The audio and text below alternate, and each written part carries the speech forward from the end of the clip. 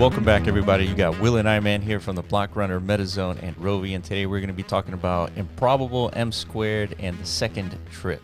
Of the other side, right? Of the other side. If you guys don't know what any of those words mean, you need to catch up quickly because there's a lot to talk about, a lot to digest, and this is going to be a fast 20-minute video. Yeah, we've already mentioned the other side and M Squared and all these Improbable because, you know, we're in the metaverse sector, so we're deeply ingrained in everything that's happening or paying attention. Yeah. You know, who's building infrastructure, who isn't.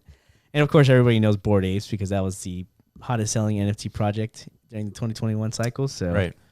So they're doing big things now. Everybody's kind of like been waiting around to see, like, what is this metaverse that has hundreds of millions of dollars of backing it? Like, what is it going to be? What kind of experience can they create?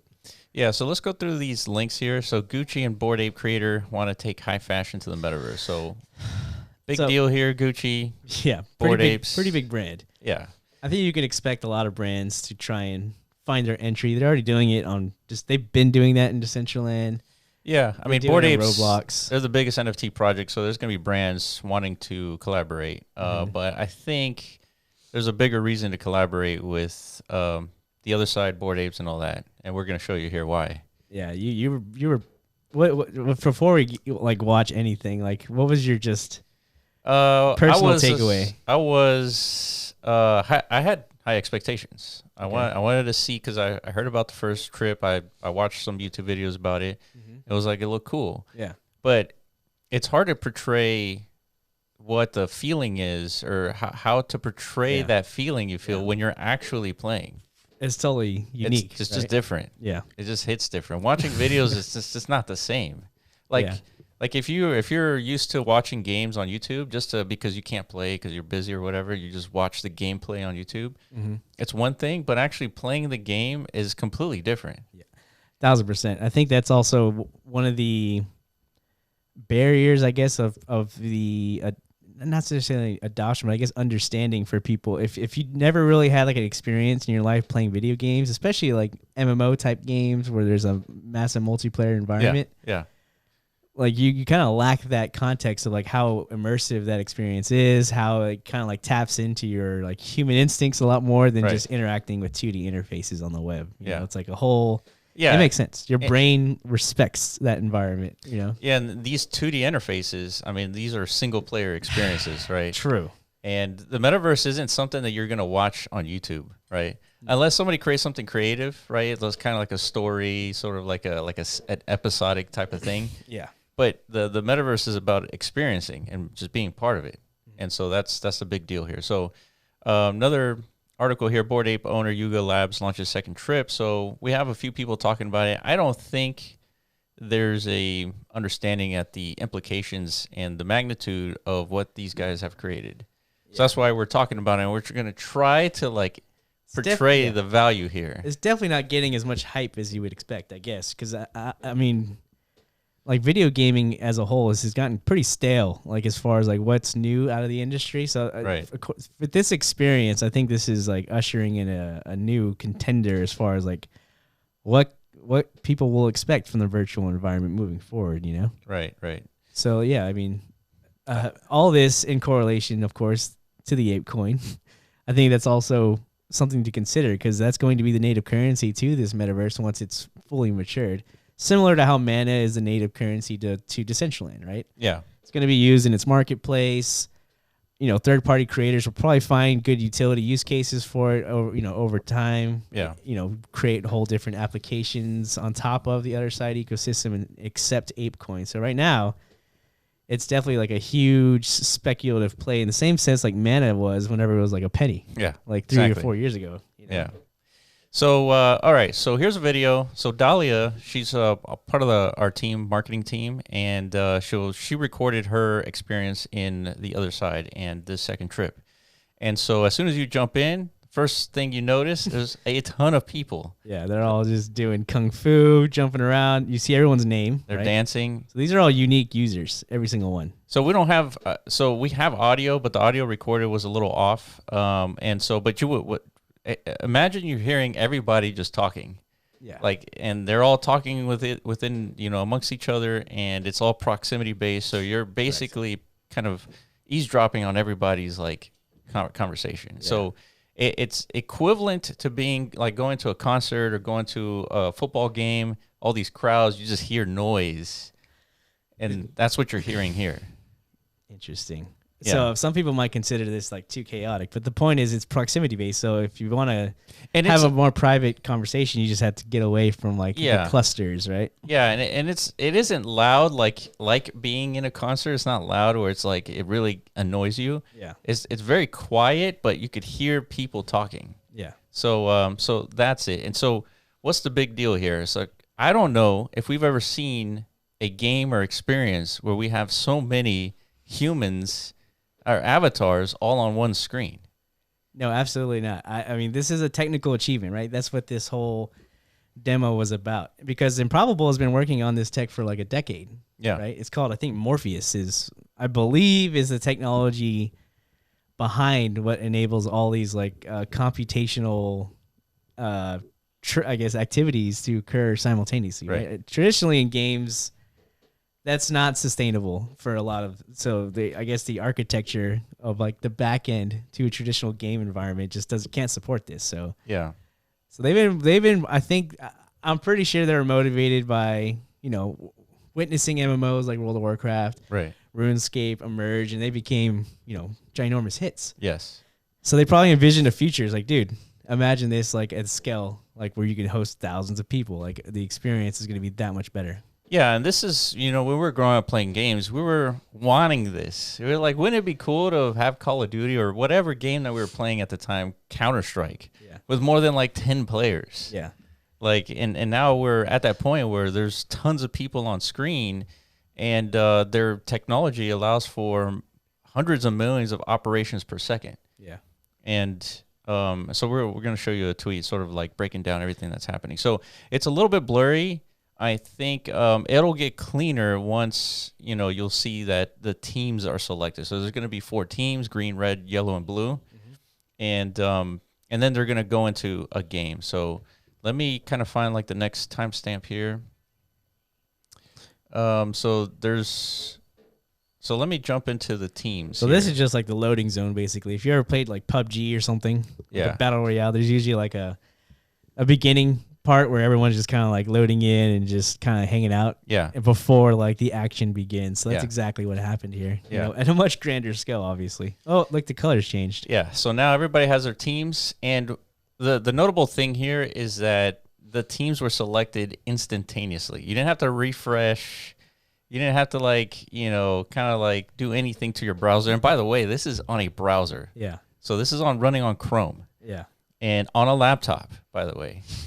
So yeah, you change teams. 4 teams are selected. Basically, it's 25% of the 4 colors, and then all of a sudden a screen pops up. And I believe this is sort of live in the sense that they're in the world and they're actually speaking into a microphone, and this guy is telling you, is prepping you as to what's going to happen. Mm-hmm. So they select the teams, and then they have, each team has a captain, and the captain is basically going to lead you into exactly what you're going to be doing. Mm-hmm. And the captains are probably 2 to 3 times your size. So there's a captain right there, a giant character.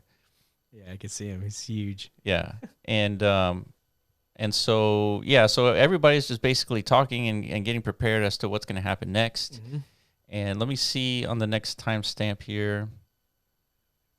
Okay, so then we jump into a portal. So let me go to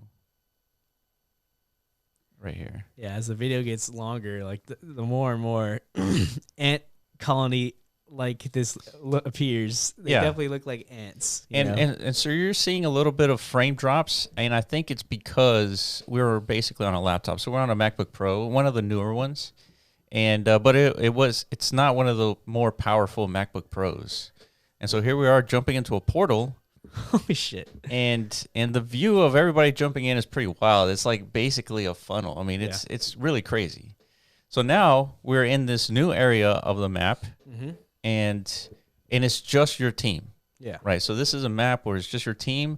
I'm not exactly sure that the other teams are on the exact same map, but just in a different quadrant. Yeah. And that's going to be important because in the next part of this game, you are going to be on a giant map with a pyramid in the center, and each team is going to be on different sides of the pyramid. Yeah. And so you would think that they would just create a little server and you create these invisible walls and you can't see anybody else, but you're going to see that in this huge map, everybody is playing the same game, and you could kind of go to the edge of the pyramid. You can see that same activity, that craziness that you're seeing here happening on the other side of that pyramid. Yeah. So it's almost as if like your computer, this networking that they've invented for the last 10 years is actually keeping track of everything that's happening on this giant map, and it's feeding it to your computer, which is the breakthrough here. Yeah, I think once you understand how technically like improbable that was this, like you kind of start to draw parallels. Like to me, this feels a lot like, you know, the breakthrough of Unreal Engine, right? As far as like optimizing like polygons. Right. There's a reason, like there's a lot of technical research and development that went into enabling like what's possible now. Like, so all these technologies are merging at the perfect freaking time. Yeah. You know? So Dahlia here, she plays for 20 minutes and then it jumps into the new section. So, and in this game, all you're doing is you're running around and collecting what they call globs. So you go and collect up to 35 globs, these yellow little things. Yeah. You collect 35, and then you go to those little icons that look like they're supposed to be frogs or toads. Yeah, and this is a typical MMO experience here. Like this is a standard gameplay mechanic. You know, collecting items in an open world environment, returning them to you know, your quest giver or whatever. So this is just them demonstrating that all these game mechanics are going to be at a developer's disposal, right? Like you're going to be able to create your own MMO. 100%. Ecosystems, probably leveraging. Yeah, we're assuming that because they're going to be releasing an SDK, and with that SDK, that's where more magic happens, right? Developers get their hands on it, all of a sudden you got this craziness, except, you know, custom styles with different styles of games. Yeah. So so here she is, she's collecting a bunch of stuff. She returns it to the toad, and these 4 teams are competing on how many globs each team gets. Yeah. And so let's kind of jump into the next section here. So they finish, and now they're going to the next section. So here they are kind of dropping in, right? They're just basically spawning into the next section. So this is the part I'm talking about. So you have all these people. This is all just your team. And then down the field there is this pyramid, and it's like way down there. Yeah. So you this is like, in any typical game, you see sort of like a skybox and you see stuff in the distance like, man, it'd be cool to go down there. You usually can't, right? And you usually can't. Yeah. Well, here, it looks kind of like it would be like that, but you actually do get to go down to the pyramid. Yeah. And we've seen open world games where you can kind of travel anywhere, but we haven't seen an open world type of game where like there's thousands of people on screen. Yeah, right? It just hasn't happened. Yeah. All right, so it's in this section. It's not, the globs aren't on the ground. They're sort of like in different levels. So they're in the sky, they're on the ground, and so same gameplay. And all they're doing, M Squared and Improbable, they're just battle testing their systems, their servers, and everything. So they're just collecting information, and they're just enabling something simple so they can see what happens to their system. Stress testing, basically, right? Right. Decentraland did very similar things during its like alpha stage, 2019 era, whenever they first released their virtual environment, and then they started to create experiences and onboarding like the first thousands of users to see, what happens to the servers, right? So this is exactly the same thing, but there's a big difference as far as like technical frameworks between the two 100%. metaverses. Yeah, let's talk about that. So they have different ideologies, Decentraland and the other side. 1,000%. So Decentraland's called Decentraland for a reason.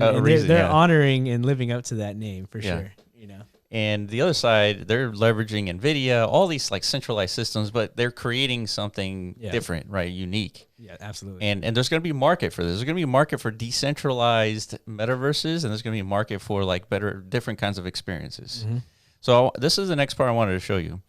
So she gets to the point on the map where she gets to the edge here, and on her side, there's a ton of people on her team. They're all collecting globs, and she gets to one edge, and you see on this other side, there's a bunch of the red team is over here. Yeah. And they're all going ham the same way the blue team's going ham. Yeah. And it's all happening like all there. She can't breach that side, right? But you could still see a ton of activity happening over there, as if your computer is like knowledgeable about what the position of everybody and like all that stuff. Now, according to Herman Narula, they hit like a peak processing point of like, I don't know, it was a pretty ginormous 100 million operations per second. Yeah, which apparently to him is like not even close to the top end threshold of what it is they tested previously. So I'm wondering, like, so what happens in a scenario where you remove these barriers and all of a sudden everybody can clash in the middle of this pyramid and start fighting?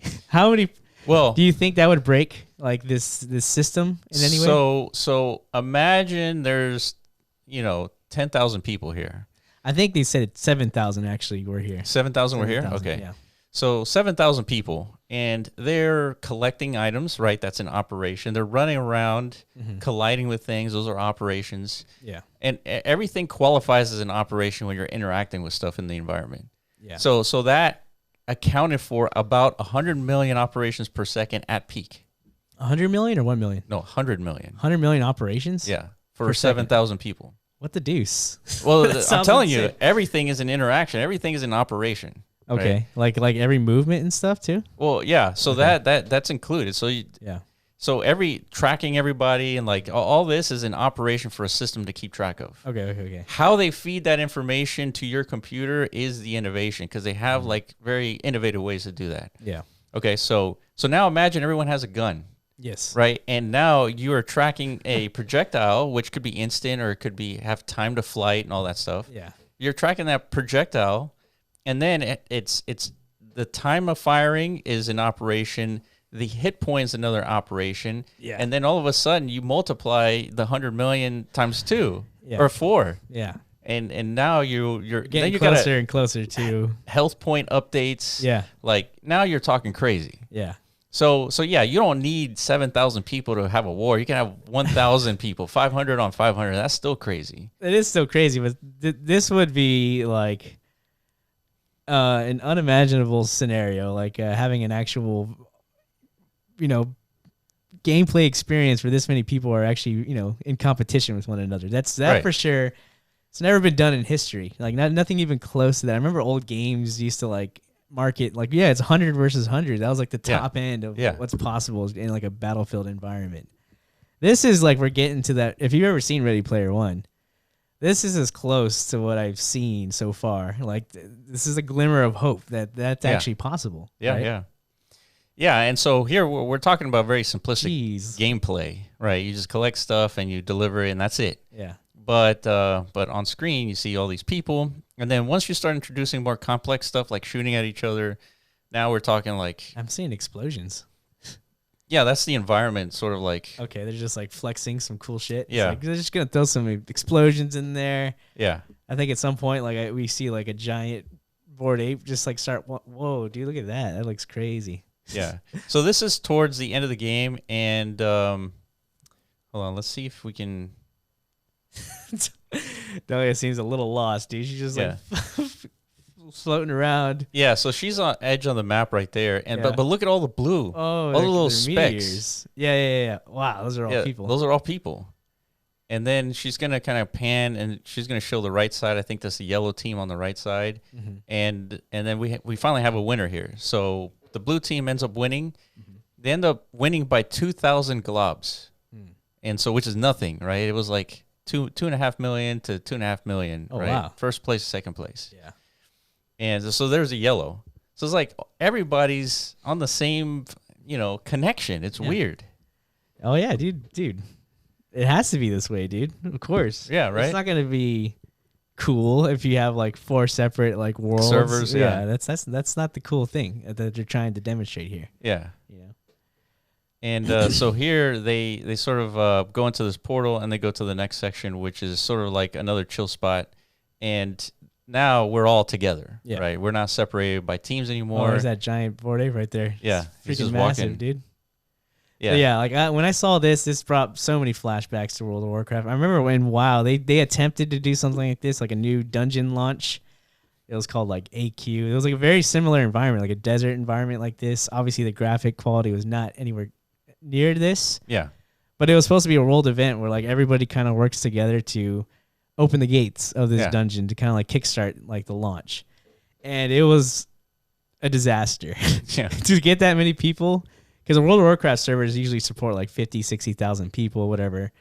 And across an entire massive world, right? But there's usually like 100 to 200 people max in like a single zone. Yeah. Maybe like in the major cities or something. Yeah. But in that instance, they went overloaded big time, trying to get hundreds and hundreds, maybe even thousands of people to go to a single place at a single time. Yeah. Everything crashed. Yeah. For days. It was a bad thing. So that, I think, is what obviously showcased like there's a technology gap needed. Yeah. Like, and that's Improbable has solved it. Yeah. Over the course of the last 10 to 15 years. Yeah. You know? It only took a decade to figure it out. Like if WoW had this technology, this is what it would look like. Like the dungeon launch would have been flawless and it would have been incredible. So that's it's going to happen in, I guess, the other side in its whole ecosystem, right? That M Squared brings about. Yeah. So that's huge. Like this is all tremendously impressive. And still in its alpha stage. We don't know exactly what developers are going to get access to leverage all this wonderful tech. Yeah, correct. And what it is they can produce. And, you know, I'm assuming it's going to be very much like Roblox. Yeah. Or even like Fortnite is kind of going down this model too, where anybody can create any kind of game. Yeah, it's going to be interesting because there's about 100,000 parcels. We don't know what that means yet. Do you get one of these? Like, if you have one parcel, do you get like an entire field of like this much space? Yeah, this much space. I don't know. I want to say I doubt it, but we don't know. Nobody knows really. So now the winners, they start floating, right? All the blue team is floating, and they get these NFT helmets. There you are. That's the helmet that they get. So the NFTs are scheduled to be delivered like within the week from the event. And now everybody's flexing, and this guy, the announcer, is like singing. It's like, you got, helmets and whatever. Dahlia looks very happy. She's like, fuck yeah, dude. Yeah. She's got an OG NFT, dude. That's what's up. Yeah. There's one last section here where I wanted to note they have the ability to take control of your camera, or presumably everybody's camera, to kind of focus it to a particular location. And there's going to be like a monster kind of spawning here. There he is. So there he is. And the point here I wanted to show is like they just took everybody's camera. You kind of like zoomed out from your character and it pans up and it's like everybody's. It was a nice little cliffhanger, probably for the next trip, I'm assuming. Maybe it'll be like a world boss event. Again, just like everybody, let's kill this freaking worm that just spawned out of the ground. Very Dune-esque. Yeah. You know what I mean? So yeah, man, that was cool. I'm very impressed. I'm looking forward to see more. Herman Arula has been tweeting like crazy, like, basically flexing all the records that they've been breaking with this, So I mean, I'm with you. I'm surprised like the video game industry isn't talking about this more. Yeah. I think it just hasn't breached that awareness gap yet of like what this means. Yeah. Well, let's talk about what this means. Everything. Like all the games that we're used to, we play Halo every now and then. It's 4 versus 4. Yeah. Right. Call of Duty maybe is like 12 at max. 12 versus 12. Yeah. Like we're used to this. Like this is gaming for the last 20, 30 years. Yeah. Like, and so with this capability, developers, we're going to be seeing new types of games that we haven't played before.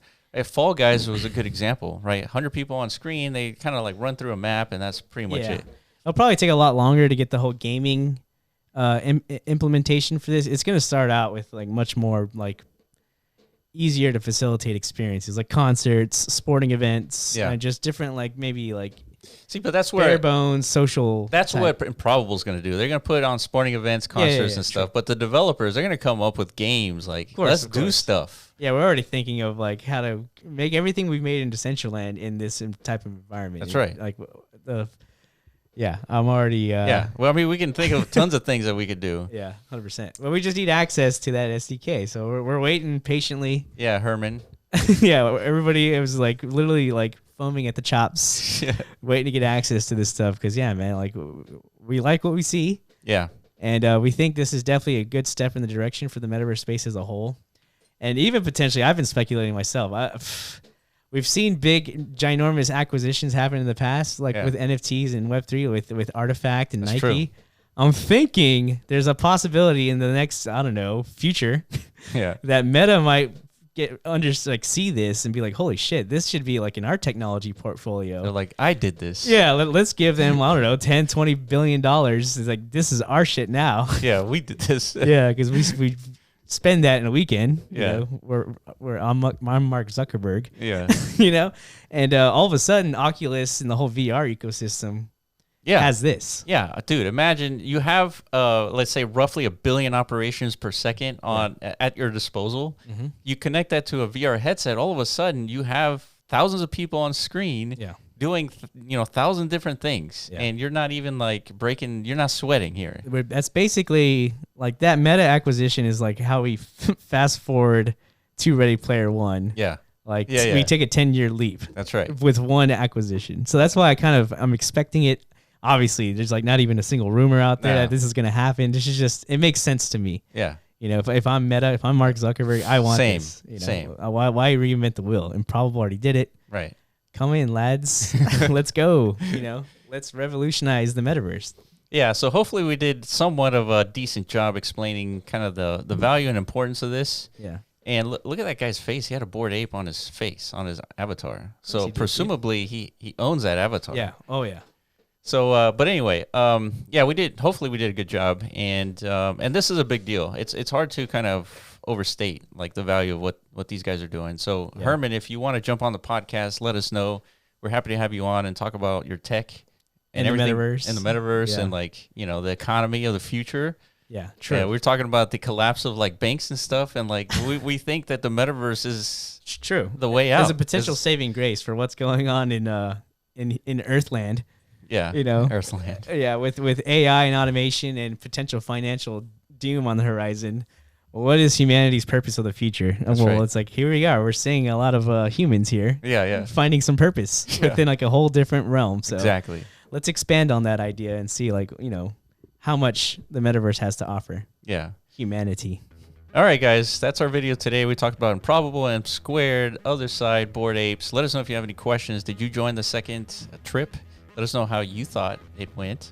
And follow us on Twitter at The Block Runner, at MetaZone.io, and at RoviAI. And we will catch you in the next video. Peace.